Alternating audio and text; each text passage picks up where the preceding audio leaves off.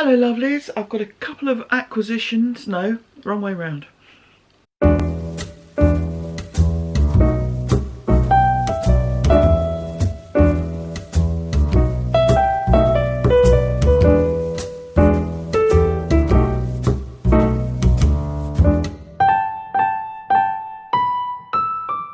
Hello lovelies and welcome to the December 2020 episode of the Not Quite Enough Yarn podcast. My name's Leslie and this is a podcast about knitting, spinning, crochet, general yarny stuff. Recorded in the south coast of the UK. I record bits throughout the month and then upload on the last weekend of each month. So it's a sort of podcast slash vlog kind of arrangement. If you're a new viewer or a returning viewer, thank you so much for being here and welcome. Lovely to have you here. Please do feel free to comment. I love to hear what folks are up to and just have conversations, so that would be absolutely fabulous. What else can I tell you? 2 make-alongs I'm involved in this year. The first is with the wonderful Barbara from the Flame and Fibre podcast, and that is the Stashmal 2020. So as the name suggests, it's using yarn from your stash, and the idea is it's yarn you had as at the end of last year, and the project began from the 1st of January this year. The only exception to that is if it was a project you were making for last year's Stashmal and you didn't quite get it finished in time, but given that we're nearly at the end of 2020, I would be surprised if there are any of those still to go, but still. We draw prizes quarterly. Because the last weekend in December isn't quite at the end of the month, I'm going to close the threads. They're on Ravelry. I'm going to close the threads on the 1st of January and announce the winners, including one for the whole year, at the end of during the January podcast. So at the end of January you'll get the notification on that. If you need to buy yarn to finish something, that's still eligible as long as it's not more than 50% of the total yarn in the project. General crafts are welcome, so you can spin, you can crochet, you can knit. Some people are doing cross stitch. As long as there's yarn involved at some point, that's kind of pretty much it. So I hope you're enjoying that if you're doing it. Even if you're not, the thread of finished objects on Ravelry is inspiring. It absolutely is. So lots of great stuff on there. My queue is so much longer than it was this time last year. So that's the first make along. The second is co-hosted with Kellyanne of Yarn Tales by the Sea, and given that she's Yarn Tales by the Sea and I also live on the coast, we've gone for the Ocean Mal. So this is the 2020 Ocean Mal. Again, it's running until the end of the year, so I'll close the threads on Ravelry on the 1st of January and draw and announce the winners in next month's podcast. If you do need to have any clarification about the rules, there's a link in the notes below to a video I did in January of this year explaining all the rules for both make-alongs. So if you're still getting your entries in, good luck. Multiple dipping is encouraged, so if you're involved in other make-alongs and they don't preclude you from joining in with other people, multiple dipping very much on the cards. All good stuff.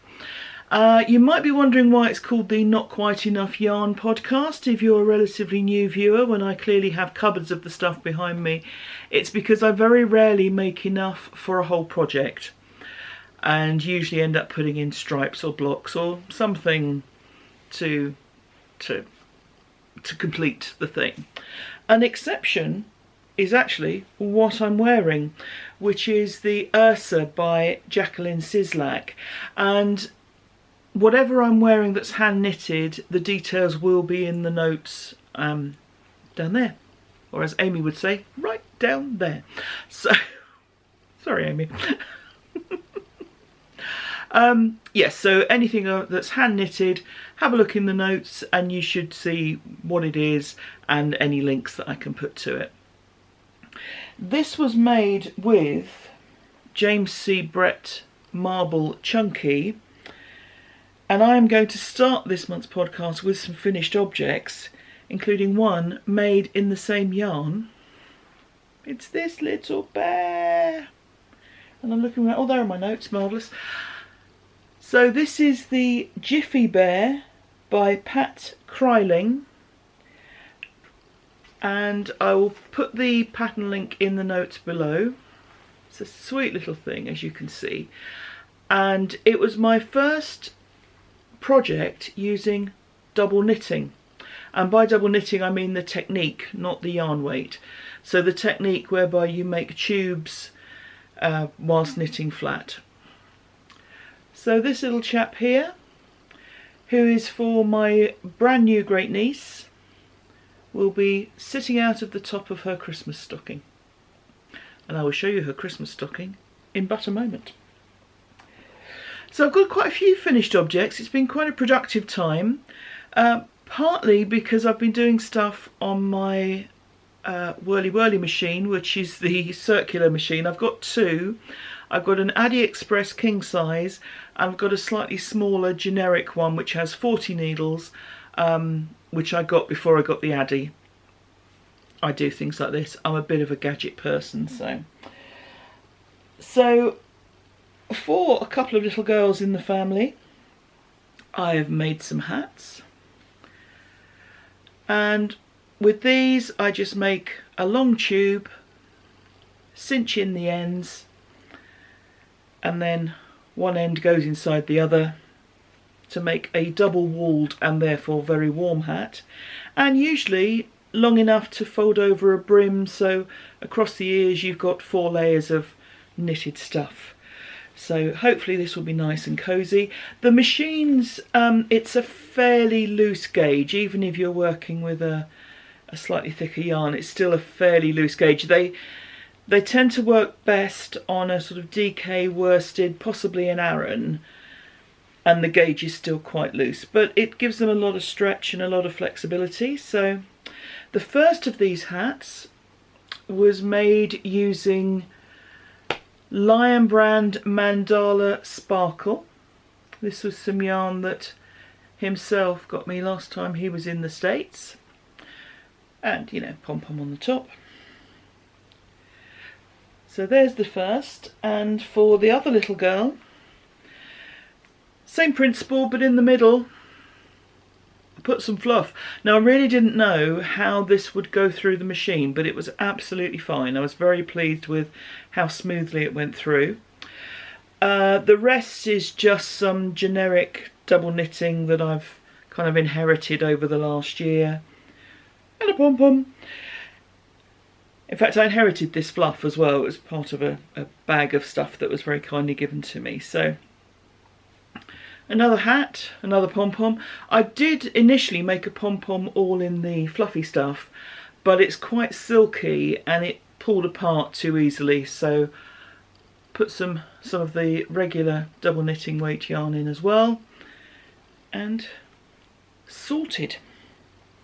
Now on the circular machine, and these were all made on the smaller one, I also made some Christmas stockings. Viewers who watched, I think it was the October podcast, would have seen my prototype of this. Now the principle was sound. The execution, not great, because I put the heel in the wrong place. So what I've done is made tubes in the same way that you could make a sock tube on a circular sock machine, or just knit round and round and then add in heels, toes and cuffs yourself. And what I did with my prototype was put the heel too high up, so I ended up with ridiculously long foot on it. But I have made 3 stockings for 3 little girls in our family.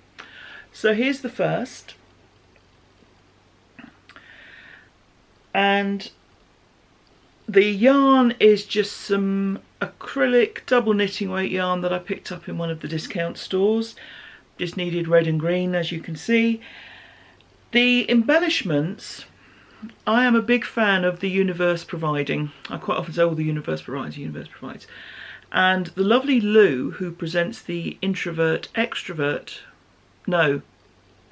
introvert, sorry Lou, podcast and vlog, is someone I know in real life, and her mum had been given a load of bits of felt and fabrics, and she wondered if they were any good to me to attach to twiddle muffs that I sometimes make, again using the circular machine. And when I looked in this stuff, there were a couple of fabulous, to me, stocking embellishments. This, very obviously a Christmas one. Other embellishment, put a little loop on to hang it if they wish to, and also just a bit of petit pois on canvas, same yarns with the little girl's initials. So that's the first one. The second one also has an embellishment that came from the supply of Lou and an initial square. So red and green, and then we've got another green and red. And this one I just made, it's meant to be a star, but it looks more like a flower, but I don't think they'll mind. So another stocking, and I will fill these up with goodies for the young ladies for Christmas. Oh, Christmas, it'll all be over by the time you're watching this.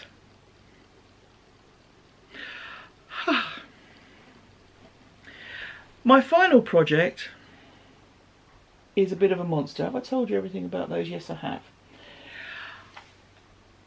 In the last year, just over, I have started to spin, and with some of my very first attempts, I made a hat and a hot water bottle cover in very thick and thin, uneven, very scrappy and scruffy yarn. I've made a lot of scrappy and scruffy yarn this year, but it has got progressively better, and last month I was showing skeins that I was really, really pleased with. But I thought I would like to use up what I'd made. I didn't want it to just sit in jars. I keep a lot of my yarn in jars. It's a moth protection. If it's in a jar, then if moths get into that one, it's not getting into any others, rather than have it all in a cupboard. There are, not everything's in jars because it would take a lot of space, but yeah, so I had all my Handspun in jars, and I wanted to use it, and I'd also heard someone, and forgive me because I can't remember who, say that you should use your Handspun because it will always get better. So if you don't use it, you never will. You know, you should kind of use it as you go along and then make something with it. Well, I didn't quite do that, but I had quite a lot of Handspun of varying qualities of consistency and so forth. So I thought I would like to make something, and I had thought about a sweater, but the inconsistency in the yarn across skeins and within skeins was just far too much. And then I saw a Stephen West shawl pattern called the Jig Shawl. I've long had a hankering to make a Vertices Unite, but I get bored easily, and I thought some of the big panels would just be too big and I would just get kind of stuck in a rut with them. Whereas the Jig Shawl has smaller pieces. Now I'm going to put here, and this is a picture that's shown on the Ravelry pattern page. This is the schematic for the shawl, and the idea is you can print this off, colour in, you know, get your crayons out, colour it in, and plan your design. Plan. Wonder what that's like. Needless to say, I didn't do that. But it's a beautiful theory, and you could see all the different pieces. So I have made the Jig Shawl with Handspun. For a long time when I was making this, I called this a monstrosity because it's a bit of a beast. Da, da, da, da, da, da, da. It is enormous. It's bigger than my wingspan. It is a very large shawl. It's a very heavy shawl, and it's a very warm shawl. Yes, so this is my jig shawl. I'm going to put a picture here so that you can see the whole thing, because I can only show you parts of it. So here's a picture of it draped across my sofa and showing you the whole thing. Now you will notice that mine is not a triangular shape, and if I take you back to that schematic, you can see that the bottom triangle is made up of 3 or 4 pieces. I decided not to include that bottom triangle, so I stopped at the one that goes sort of flat across, and then picked up a few sections later. Didn't do that bottom triangle. This was for 2 reasons. Firstly, because I knew it was a very, very large shawl, I thought it's going to make it very deep, and I'm forever sitting on shawls, and you know, if they're tied around my neck, I half strangle myself, and you don't need that. And the other reason was I thought I probably wouldn't have quite enough yarn, of course. So that's why I've gone for this, which gives it more of a crescent shape than I mean, it's not an exact crescent, but it gives it that shape more than a triangle. So that kind of suits me.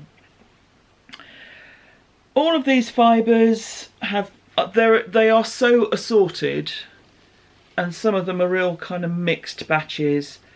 Some where I've just spun, I mean this piece here is where I've kind of spun different oddments together, applied different oddments together. So there would be little value in me going through all that, and I'm about to run out of battery. One moment please, caller. Thank you for holding. Your call is important to us. Where was I? Shawl, large, heavy, yes.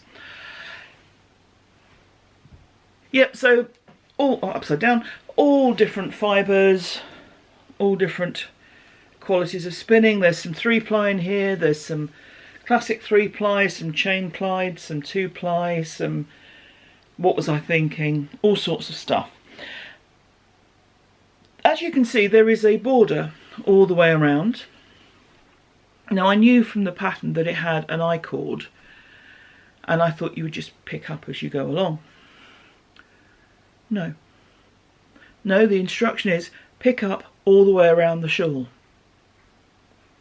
Excuse me now? We're going to need a longer cable on our needle, I thought.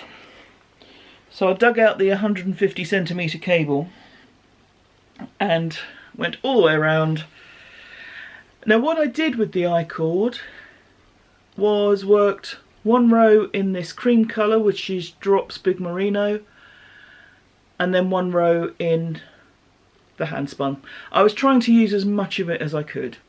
I knew it wouldn't be enough for all the way around, or I suspected it wouldn't be, but I wanted to use it as much as I could, and I quite like the effect of it. You can see we've got this kind of stripe effect, which I'm rather taken with. Yeah, so that's kind of it. You start off somewhere in the middle, and then there's a lot of picking up from sides, putting some on holders and picking them up again later. Very little actual casting off, because most of it is kind of put live, and then you're either picking up for the border or picking up to join another section. If I show you the back, you can see lots of kind of picked up edges and stuff knitted together and all sorts. But I'm really pleased with it. I enjoyed making it. It was quite a quick make. The design is for fingering weight yarn used double, and I think a 5mm needle. So it is quite a quick grower. And there are some beautiful projects that people have done using long colour change yarns. So, you know, you're getting very subtle shifts in colour. You know, just like this. I don't do subtle. And because each couple of rows is different, it does keep the interest. Even when the rows are growing in size, it's still interesting because you're getting to the next point. So it's the sort of project that suits my butterfly brain very well. I know that this is particularly bright and colourful because these are the yarns I've spun, and I've just gone for colours that I've just thought, oh, pretty. If I were making another of these shawls, I would plan it, not necessarily as, you know, colour everything out, but I'd probably have, if I was having two lots of fingering yarn, one would be the same all the way through, for example, to pull it all together. But here it is, the beast, the monstrosity. I decided not to call it the monstrosity. I've actually called it the evolution of handspun, which sounds terribly poncy, doesn't it? But that's what it feels like to me. It's gone from some really ropey spinning and plying here to some half-decent yarn. So a warm, cosy shawl. I'm not going to put it on because I already have Ursa on, which is cosy and cuddly enough as it is. But something I'm very pleased with.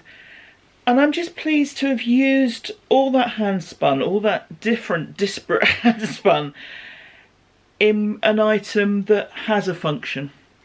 And it may be that I never I never wear it outside the house, and that's fine. But yeah, it's cosy and will keep me very warm, and I like things that keep me warm. Just another note on this shawl, what a lot of people have done, because it is a triangle, quite a few people have made two of them, sewed them together down the long edge to make a blanket. And that's also an idea of it, with it. Great scrap buster, because you sometimes have very little pieces and sometimes much bigger. And like I say, a lot of fun to make. It is a paid for pattern, but it's fun. I like it. I may well make another, and I'm really pleased I made this one. Stay tuned for more exciting finished objects. Okay, probably not. But there'll be some stuff.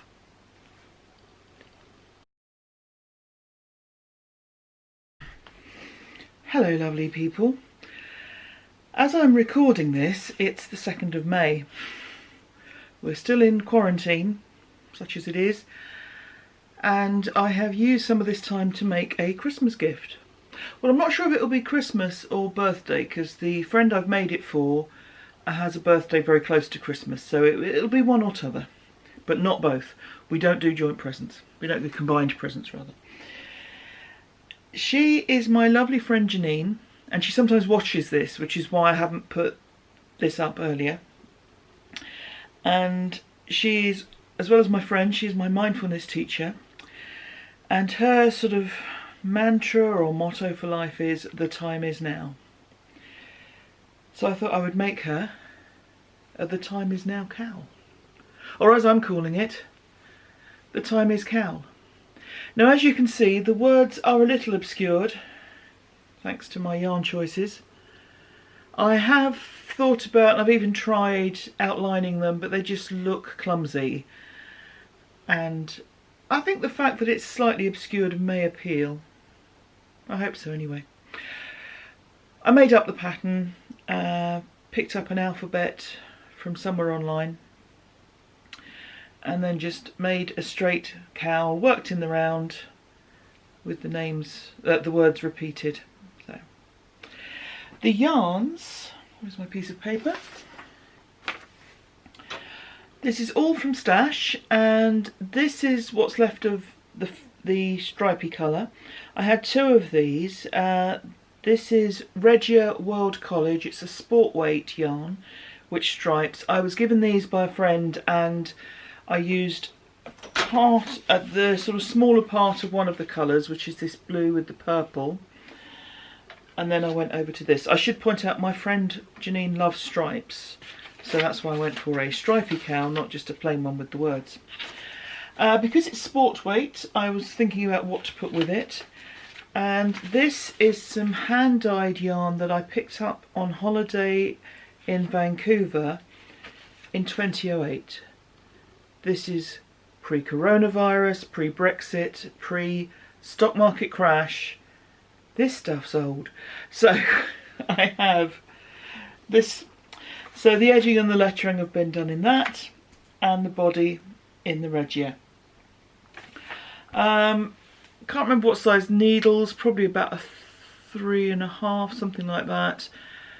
120 stitches, 57 grams of the regia, and 13 grams of this hand dyed. So I hope she likes it. It'll certainly keep her warm. And that was a little ridiculously early and very organised Christmas present from me. That's never happened before. Then again, we've not been on quarantine before. The two events are definitely connected. Cheers. Hello lovelies, I've got a couple of very small finished objects and an acquisition to show. My great niece safely arrived, and her grandmother, my sister, loves doing baby cardigans, so I haven't made any cardigans or sweaters for the new baby. I've been making other things, so last month was hats and the onesie and all of that. This month I thought I'd make a couple of dresses.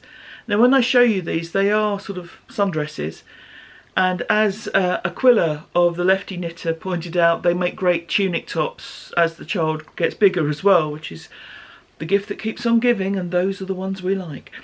But I thought I would make dresses, although it's winter time. I thought baby grow tights, dress and one of Nana's cardigans would make for a lovely cosy baby. So I've made a couple, one knit, one crochet. This first one is the super simple baby tunic by Little Gun, and it's in DK weight, and it used about 180 meters. Now all of these yarns were acrylic double knitting weight yarns that I was given over the last year, so I've just been putting things together. I like to make sure that gifts I give, especially to new parents, are machine washable. So this is it. I made a modification because I started off using 4mm needles, and I thought that's coming up very big. I knew it was going to gather in, but I still thought that's very big. So the initial pattern didn't have this extra layer of eyelets, it just went straight to the bodice. So what I did is I put another layer of eyelets in, and then I changed down a needle size to bring it in a little before the bodice. So there is kicking room for little baby, but it felt as if it was going to swamp her a little, so that we didn't want. And this little one, so a couple of little buttons, and it's rather sweet. So that's the first one. The second one is also rather sweet, and this is the Carolina dress by Teresa Knapp. I will put all links in the notes below the video. So crochet, they're both free patterns. So with this one you start here and work up, and then when that's all done, flip it round and work down to the bottom of the skirt. I made it slightly shorter than the initial pattern. It would be another kind of 4 rows, so about that much longer, which I felt would make it too long. So yes, made it as is. Used just over 210, 212 meters, something like that. Again, excuse me, acrylic DK weight yarn, and just follow the pattern. So they're rather sweet, and I hope that baby likes them. Well, baby probably won't have much of an opinion. I hope parents like them. Hope they're useful above all else. And also this month I received a prize. Now this is thanks to the lovely Ramona of the But I'm Knitting podcast. She is a knitter of many socks and lots of other sweaters. Her Love Note sweater is the favourite of all I've seen. It is the brightest orange. She out-oranges Gigi with this Love Note sweater. It is a fabulous colour, And I don't have synesthesia, but I could feel my mouth watering with the citrus of it when I saw this Love Note sweater that she made. So that is fabulous. Yeah, she's based in Ontario, and she has recently had her 100th podcast, and she very kindly offered some prizes. I followed the prompt and was lucky enough to win. And this is the gorgeousness that I have received. So this is from Leo and Roxy, Canadian yarn dyers. It's their MCS Sport, which is 280 yards for 113 grams, 75% superwash merino, 15% cashmere, 10% silk, and it feels as gorgeous as that sounds. And this is in their quartz colourway. And I was asked what it would become, and I think it may be something for the neck. Next year I think I'm going to be making quite a few neck accessories, mostly to wear for ceremonies. I like to wherever I can. I don't, if someone says, oh, you know, great aunt Susan loved blue, I don't necessarily wear blue, but I do try and put a bit of colour that matches. So if someone loved pink or green or whatever, I'll try and put a little bit in. So I'm going to make some scarves and cowls and just quite small light things, kind of one skein projects next year. That's the plan. We know how my plans go, but at the moment that's the plan. And this would be fabulous because it's a subtle enough colour to not be outrageous, but it feels beautiful. So that's the plan. So thank you, Ramona. Congratulations on 100 episodes, and just, you're a star. Thank you very much.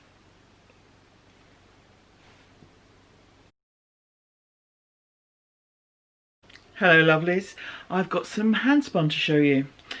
This is from Webspun Wares, who is Secreta in Australia, and it's a Charolais fibre in the colourway Wheel of Fortune, and I've done this as another fractal spin. So here is my yarn. It's a 2-ply, and judging on the wraps per inch, I think I'm down to about a light fingering weight, or an old-fashioned 3-ply weight if you're British. That is very, very fine for me. So yes, fractal spin, so I split the fibre lengthways, then split one of the sections further. I had quite a bit left on one bobbin, so I used my plying bracelet tool and included the rest of it just as a 2-ply from the plying bracelet, so that wouldn't be quite in the fractal pattern. But I don't think it's going to matter.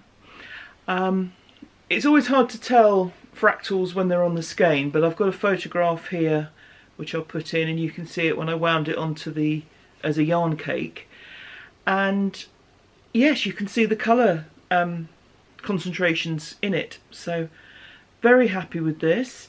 In terms of quantities, 100 grams, I think I've got about 98 grams of yarn and 384 metres. So that's kind of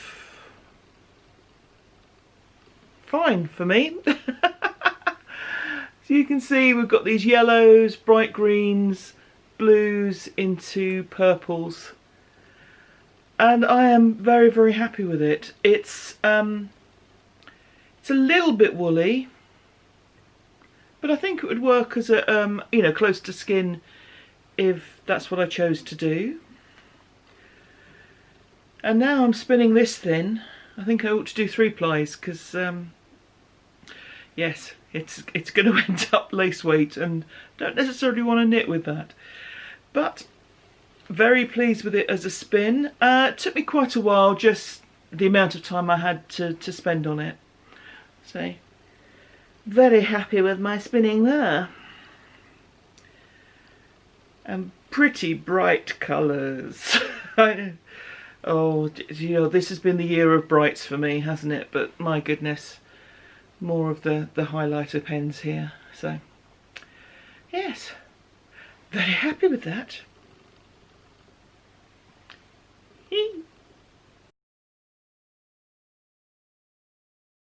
Hello lovelies, I've revisited a couple of baby patterns to make some more little things for my new great niece. So this is the Best Baby Beanie by Danielle Meyer, and very simple little double knitting weight hat. Used about 20 grams of acrylic yarn, so around the 60 meters mark. So really simple. I made this and some little mittens in an evening, and I don't consider myself to be a particularly fast knitter. So yeah, there's a sweet little thing on Bride of Chucky there. And also the Jack and Jill mittens by Marianne Amel. I had made the newborn size for when the baby was due, and they are absolutely tiny. I mean, they're very sweet, but they're absolutely tiny. So I thought I'd go up to the next size, the 3 to 6 month size. And these used, I think, 9 grams of double knitting, so 27 meters roughly. So a lovely quick little project, and that's my phone. Sorry about that, people ringing up expecting me to do my actual day job. I mean, for goodness sake. The yarn I used for those two little projects is some that I was given as part of a bundle of yarn. I think it's Patterns Fab, but there was no label on it, so I can't swear to that. But it's very like some green and yellow yarn that did have a Patterns Fab label on, so I think that's what it is. But it's just a pretty variegated pink. So those are they, a couple of quick little patterns, quick little makes for the newest member of our family. Cheers. Hello lovely people, and this is my latest finished object. This poncho is made out of my Handspun. This is the alpaca that I was spinning earlier in the year, and thanks to advice from you lovely people, it was suggested that rather than make a garment purely out of alpaca, that won't work terribly well because it's got a very soft drape to it and it just won't hold its shape. So it was suggested that I ply it with other fibres, and I did all these yarns as a 3-ply, 2 plies of alpaca, 1 of either Polworth or Corriedale, pretty much all from Witchcrafty Lady, of course, because that is my dyer of choice, as we know, plus some Rolegs that I'd made on the blending board. So some few bits of kind of odd fibre there. But yeah, mostly from Witchcrafty Lady. And because of the comment that was made about the soft drape, quite what this motion means I'm not sure, but the soft drape, I thought a poncho would be a good thing. Rather than try to do a tailored or a fitted item, something that's already quite soft and drapey would work well. So this is it. Let me stand up and show you it. Now you can see I've got a pocket here. This pink at the top is what was left out of some of the Polworth after I'd finished plying some alpaca. I'd used up all the alpaca and I just had a bit left, so I chain plied it, which is why we've got this little bit of the pink and white and grey. So a little pocket there. So it's a V poncho, and I based it on the Classical Attitude poncho, which is by, she said desperately looking at the screen, Tina Summer Hansen. I'll put all the details below. Now I'm also going to put here a picture of the Classical Attitude poncho, excuse me, and you can see that it doesn't look anything like this apart from the fact it's V-necked. I basically used it for the numbers, for the starting position. So the original pattern is a classic V poncho, that's it, and every third row, rather than being it's a free pattern. You do have to sign up to Hobby, the Danish yarn company, to get access to the pattern, but it's a free one. And every third row I think it is, you have 1 stitch, 1 chain, 1 stitch, 1 chain. Obviously I didn't do that. So I used it for the starting numbers. Now what I've also done, I'm going to swing this round because it's too cold to take it off, is I put a little V patch in here at the back. So that was just a separate piece. I treated it a bit like a mitre square, if you've ever knitted any of those or crocheted them. So decreasing up the middle here and also decreasing across the top to give you that straight line. So that acts as a little bit more support on the back. It almost acts like a cross brace, so it just holds it together a little bit more tightly. Where I'm quite round shouldered, things with a wide neck tend to go a bit like that, and that's not what I wanted. So that little bit just holds it in a little bit more at the back and holds it together. Another thing I added, just for my own interest as much as anything else, were these cables. So just a 3x3 cable. All of these stitches across the poncho are treble stitches, UK terms, double crochet, US terms. So the cable is in double treble, and it's just a straightforward cable. Twist one way on one side and the other way on the other. Oh, it's chilly today. So I'm very glad I've got this because it is lovely and warm. So yeah, I basically kept going until I ran out of yarn. Actually, literally kept going until I ran out of yarn, because I've actually finished 3/4 of the way through a round. Such a pro. And I just tapered down using shorter stitches until I got to the end, because I didn't want to be left with a bit of this yarn. Don't know what else I would use it for, and I didn't want it just hanging around in a bag or a jar, so I thought I would use it up. I did slightly alter the shaping. The original pattern is the classic V, so you're just increasing front and back and that's it. I wanted to round it off a bit, because I'm making things wide to fit around my shoulders and to give me the width that I want. It can make things very long if they're a standard kind of 2-dimensional increase. So what I did was I moved the shaping, so I took some of the increases out of the centre here, still increasing the same number of stitches, but just move them round this way a bit to kind of round it off a little. What that did was not clever, and I wouldn't recommend it, because it then gave it a bit of a bulge here, and actually that's what inspired me to put the pocket in, because it was hanging a bit like a kangaroo's pouch. So I thought, well, why don't I have a kangaroo's pouch then? The pocket to me is a kind of, the idea is to make it a bit like an artist's smock and just have that sort of loose and just a handy stick my phone in pocket. I've actually stitched it up the middle a little bit because it was hanging very loose, and I thought, well, anything I put in it is going to just fall out and it's going to pull everything out of shape. So I stitched it up the middle, still big enough to put both hands in. I have described this to himself as a falling asleep poncho, because I'll be able to keep my hands warm and fall asleep in my armchair. It's one of my favourite things to do.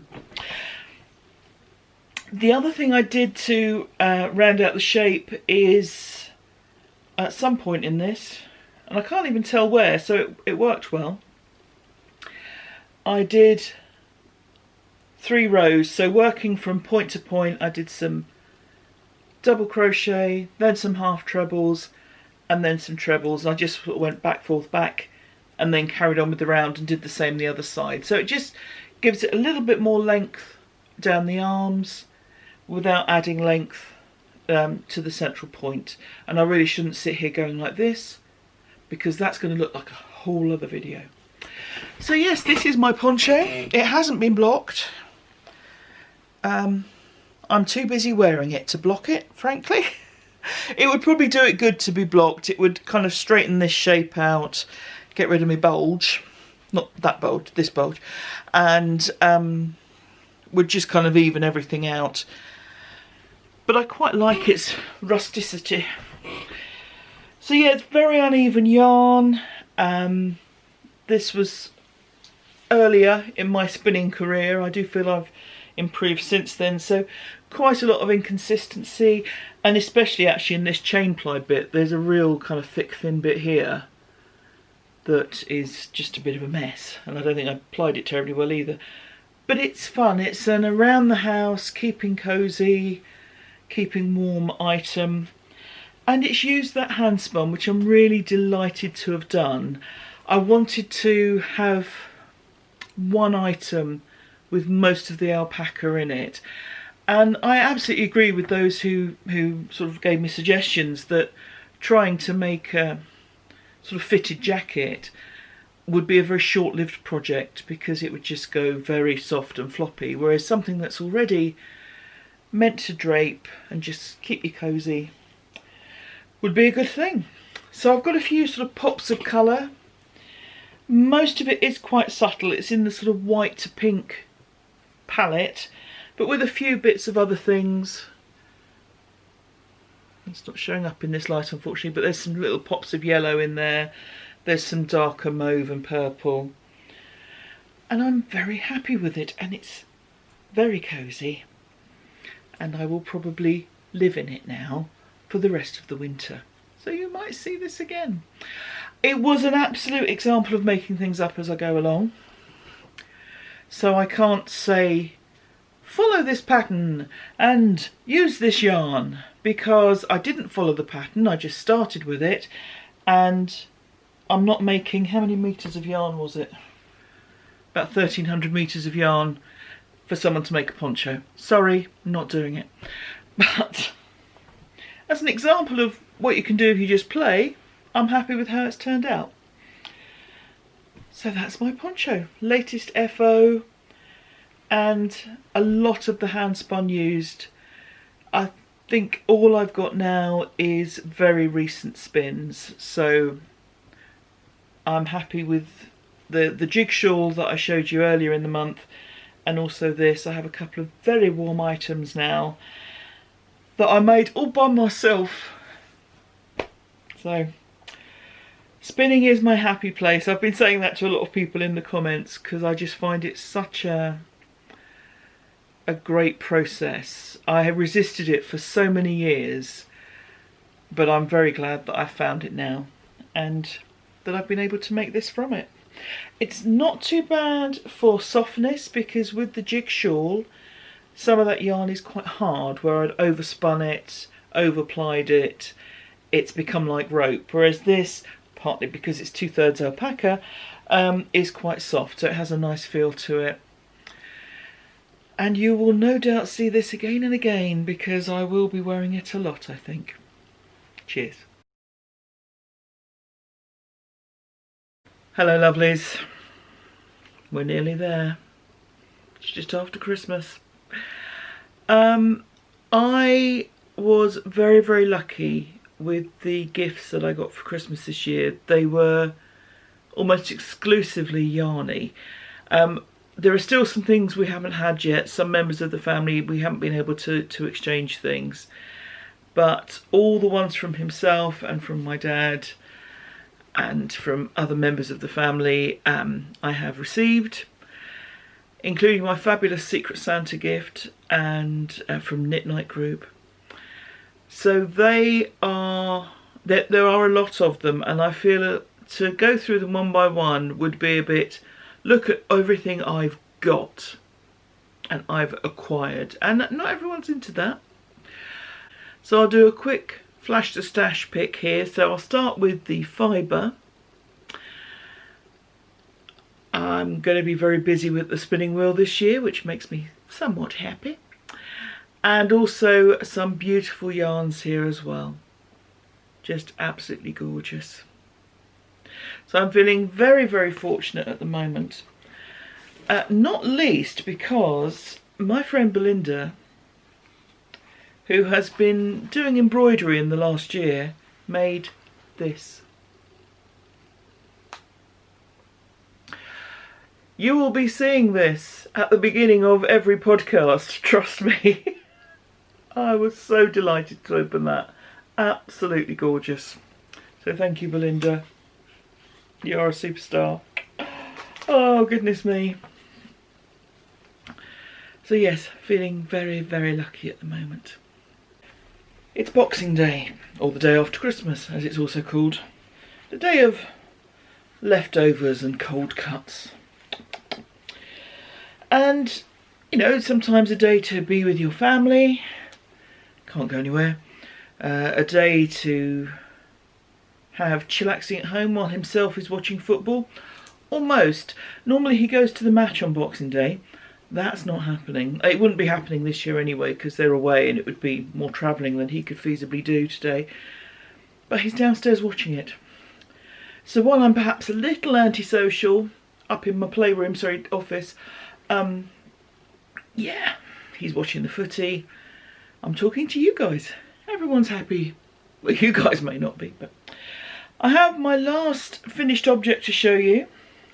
And this was the December make-along item for me. So if you're doing the December craft along, you have until the 6th of January to post your progress, your finished object, your comment, your whatever you'd like to comment. It is very much a thanks for turning up make-along, so just post whatever you'd like in there. But this is my FO, and this is my free-for-all cowl. So this is the free-for-all by Jen Peck, and as you can see, it's a cowl. And I rather like it. I know you can get those cowls that are kind of super long. I've not made one of those, partly because I don't have the patience. Also, I'm not sure that I have enough neck. Now, some would say I have far too much neck, but not sure I have enough physical neck to wear it. So the free-for-all cowl, it's a free pattern on Ravelry. The link is below. And the original pattern is for a worsted weight yarn, but I had some sport weights to use. Now, the two colours, the sort of grey, I don't know, it looks very grey on here. It's a kind of purple mauvey grey, quite subtle, and the pale pink. These have been in my stash for a long time. They're by Schiller's Dare. They're pure silk. They're absolutely gorgeous. And yes, they've been in the stash for quite some time because I bought them at the Knitting and Stitch show at Ali Pali some years ago and have never known what to do with them. Now I do. We also have here some, again, these are Alexandra Palace purchases. This is by Hip Knits. This is, I think, merino silk. And this is a finer weight yarn, which I've used double, which I think is also a merino silk. I say think, the company is no longer in existence in its form, so those yarns aren't available. Yes, they weren't well labelled. They were picked up as part of a sort of mixed bag of things. So that's why I say I think on those. But they certainly feel very nice. Because the original pattern was for worsted weight, but I was using finer yarn, I put more stitches in. Very simple instruction. You just need to add or decrease a multiple of 4 for the pattern. And you start off at one of these points, knit whatever length you need. The pattern specified is 24 inches. And then you Kitchener the two ends together. And where is my Kitchener edge? Because it's not looking bad, actually. The fact that I can't see, oh, there it is. It's a little bit uneven, but it's really not bad. This is unblocked. A bit of blocking would probably sort that out. But also it's something that you wear bunched up. So you don't have a long swathe of fabric where every stitch is shown. You just have the overall impression of the kind of the softness, the silkiness and the colour. So I am very pleased with that. It turned out to be a good project for what I had in mind. I just wanted something that I could work on every day or nearly every day. half an hour, 40 minutes, just sit down, quiet. When life is going around you, it's nice to have a bit of downtime. So that's that. It used using the extra stitches on a 4mm needle, 349 meters, and you can also see there is an I-cord edge both ends. Now I did find that firstly that's a little bit tight. That's the thing with an I-cord edge, that because you're basically knitting every other row, which I normally would do to slip a stitch at the beginning of the row, but it can pull it in a bit, so you have to be careful to work those loosely. But of course you don't want them to be baggy, and especially with silk, which doesn't have a huge amount of bounce. But again, one of those things that once it's on, that sort of thing won't show. The other thing that was a problem that I had, and I stress this is me, not the pattern, you are, to get this V shape, you're decreasing in the middle and you're increasing at each end. And the amount of times I kept forgetting the increase, particularly on the eyelet row. There's one yarn over that I kept forgetting. It was suggested that I put a marker in to remind me to do the increases, which I think helps a lot. But basically it's not a complicated pattern. And maybe I just got a bit too relaxed with it too quickly, got a bit complacent. But I'm very pleased with this cowl. And given how cold it's been here recently, I will be getting a lot of use out of this cowl, so that's all good. So that is my last project of the year.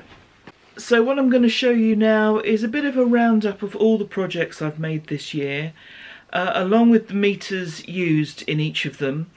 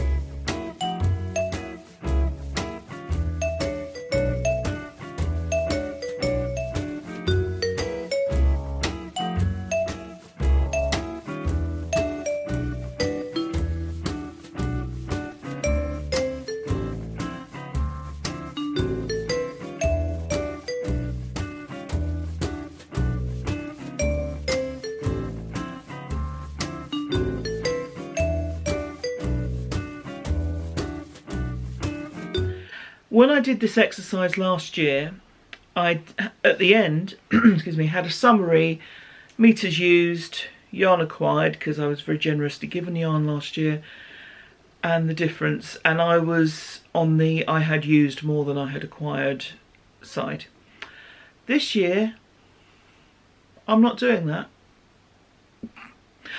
But last year I wasn't buying yarn. This year I have been. And that stops now. The yarn I'll buy in the future will be to give away as prizes. I'm very much looking forward to doing shopping for the Stash Mal and the Ocean Mal prizes.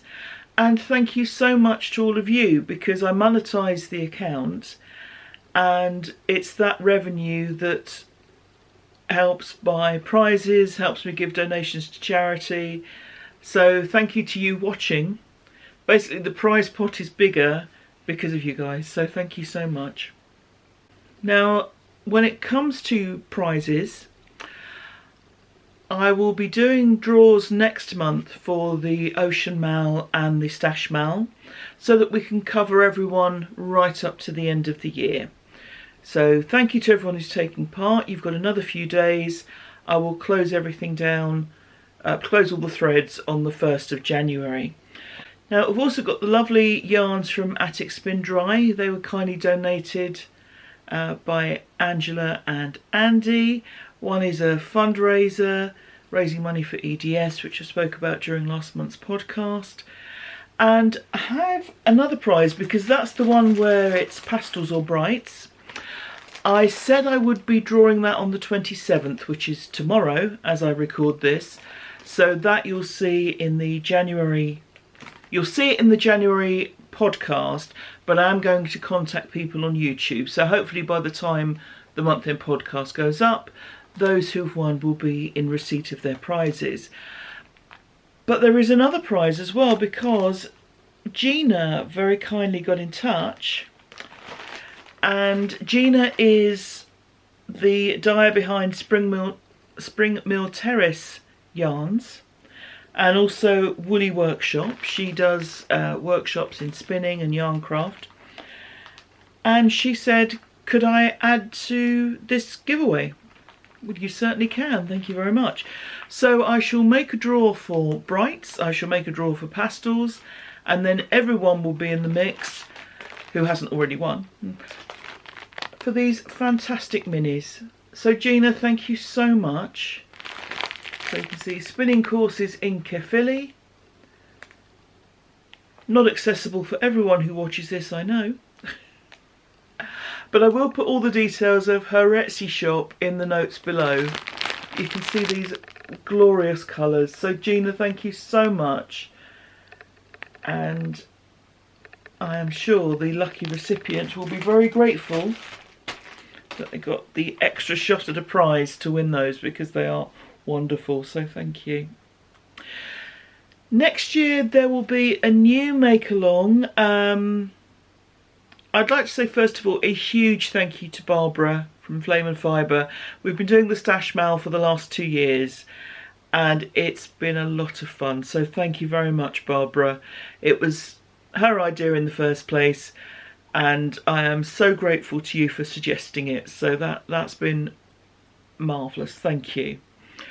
Kellyanne got in touch this time last year and said, do you fancy a make-along next year? Absolutely lovely.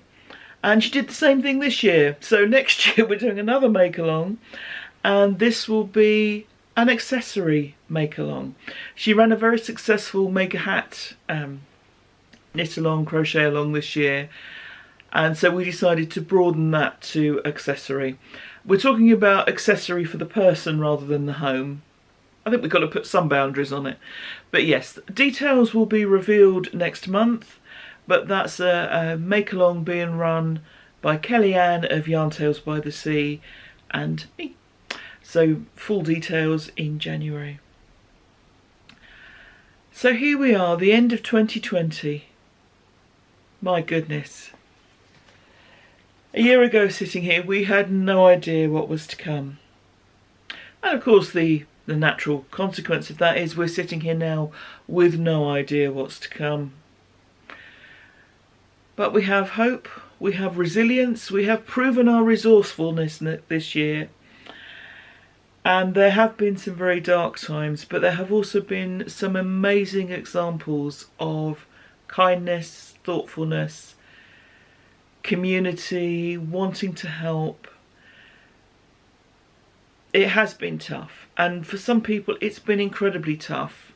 Folks tell me about, they haven't seen nearest and dearest for 6 months, 9 months, a year, and that is hard. But we've also had these moments which really have restored the faith in human spirit, and I am personally very grateful for them, because they've had me in tears a lot, but they have been the thing that has helped to keep me going. And so have all of you. Thank you so much to everyone who's watched, who likes, who comments, who subscribes, who's just here.